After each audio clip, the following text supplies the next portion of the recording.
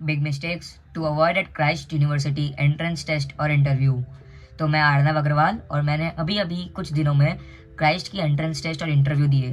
मैंने बहुत मिस्टेक्स की है और मेरे आने आगे या पीछे वालों ने भी की थी। तो मैं उन्हीं कुछ मिस्टेक्स को कवर करूंगा और मैं चाहूँगा कि आप ये मिस्टेक्स या आपके फ्रेंड्स ये मिस्टेक्स फ्यूचर में ना दोहराएं और इन मिस्टेक्स से थोड़ा दूरी रहें। तो पहले ही बता देता हूँ, ये वीडियो सिर्फ इस साल के बच्चों के लिए नहीं है जो इस साल टेस्ट देंगे, बल्कि अगले 2 या 3 साल के बच्चों के लिए है, जब तक कि ये करिकुलम सेम है। So let's get started.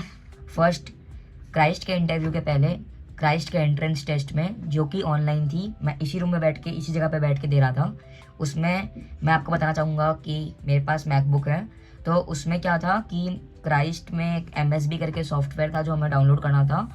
वो पूरे मैकबुक को टेक ओवर करेगा, लैपटॉप को टेक ओवर करेगा कि आप कोई भी फाइल या कोई भी चीटिंग के एप्लीकेशंस खोल ना पाओ, और सब कुछ ट्रैक करने वाली चीज़ें थी। तो एज एप्पल, मतलब एप्पल तो एप्पल है, तो कुछ एप्पल के मैकबुक्स में चल गया, किसी को कोई दिक्कत नहीं आती, बट मेरे में एक प्रॉब्लम हो गई थी। द प्रॉब्लम वाज कि मेरा मैकबुक प्राइवेसी सपोर्ट की वजह से MSB को अलाउ ही नहीं करा था अपने लैपटॉप के ऊपर टेक ओवर करने में। तो मैं उसमें क्राइस्ट के इंटरव्यू में फंस गया था, एक्चुअली एंट्रेंस टेस्ट में फंस चुका था। तो मैंने उस समय क्या किया कि मेरे नेबर से मैंने मैंने अपने नेबर से लैपटॉप लिया और उनकी मदद से मैंने फिर अपनी एग्ज़ाम दी। तो मैं आपको ये सजेस्ट करूँगा कि अगर आप अपना कोई भी लैपटॉप या कुछ भी लेके बैठ रहे हो, तो साथ में एक और चीज़ या टैब या फिर एक और किसी से जुगाड़ करके 2 घंटे के लिए एक लैपटॉप या मैकबुक या कुछ भी अरेंज करो, क्योंकि कुछ भी हो सकता है, कभी भी हो सकता है। जैसे मेरे साथ हुआ, मैं फंस चुका था उस समय, मैं बहुत टेंस था, क्योंकि आधे घंटे दिए थे उन्होंने और मैं 30 मिनट्स के, मतलब आधे घंटे में जो टाइम था 30 मिनट्स का, उसमें मेरा 20 मिनट्स सिर्फ मेरे मैकबुक को ट्राई करने करने में निकल गया, क्योंकि मैंने MSB इतनी बार डिलीट किया, इतनी बार डाउनलोड किया। जो क्राइस्ट का सॉफ्टवेयर था वो मेरे मैकबुक में वर्कआउट नहीं करा था। फिर दूसरे लैपटॉप में मैंने इंतज़ाम किया नेबर से, फिर हमने उससे समय किया। तो उस समय जो एंग्जाइटी प्रेशर था वो बढ़ गया, जिसका मेरा एंट्रेंस टेस्ट में भी प्रभाव पड़ा। क्योंकि आपको पता ही है, जब आपका कुछ भी खराब होता है स्टार्टिंग में, तो ऑलरेडी आप थोड़े एंग्जाइटी वाले स्टेटस में आते हो कि भाई ये कैसे होगा, ये कैसे होगा वाला थिंग हो गया। तो फर्स्ट ये अपना ये हुआ। Second, talking about the skill assessment. जब हम क्राइस्ट के इंटरव्यू वाली जगह पे गए, तो स्किल असेसमेंट के में क्या था कि एक पेज था, सिंगल शीट ऑफ पेपर हमें दी, ऊपर हमें अपना एप्लीकेशन नंबर लिखना था एंड एप्लीकेशन नंबर के साथ नाम एंड अदर 1-2 डिटेल्स और थी, सिंपल सी, वो लिखनी थी। वो हमने लिखी। उसमें क्या था कि फर्स्ट पेज पे बड़ा सारा लिखा था अबाउट 3 लाइन्स का टॉपिक, कि आपके एकेडमिकली आप कैसे अच्छे हो, या फिर प्रोफेशनल गोल्स या मोटिवेशनल कोट्स से आपको कैसे अच्छे लगते हैं, आपके एग्जाम स्कोर्स, और उसके अलावा और क्या ये आपको हमारी यूनिवर्सिटी में आने में हेल्प करेगा, या आप इससे क्या गो थ्रू कर पाओगे हमारी यूनिवर्सिटी में। फर्स्ट ये था।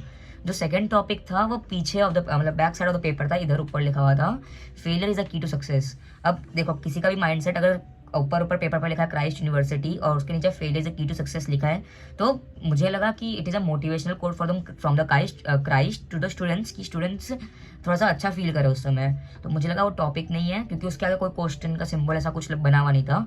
इट वाज जस्ट कि क्राइस्ट यूनिवर्सिटी और उसके नीचे लिखा था failure is the key to success.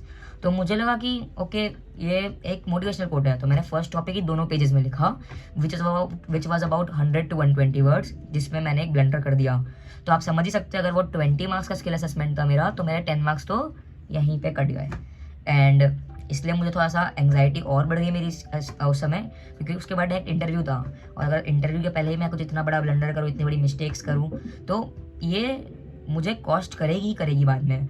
तो मेरा दिमाग उसमें ही फंसा हुआ था कि अभी तो ये गलत हो गया, अब मैं आगे क्या करूँगा, कैसे करूँगा वाला thing. Third, talking about documents and all.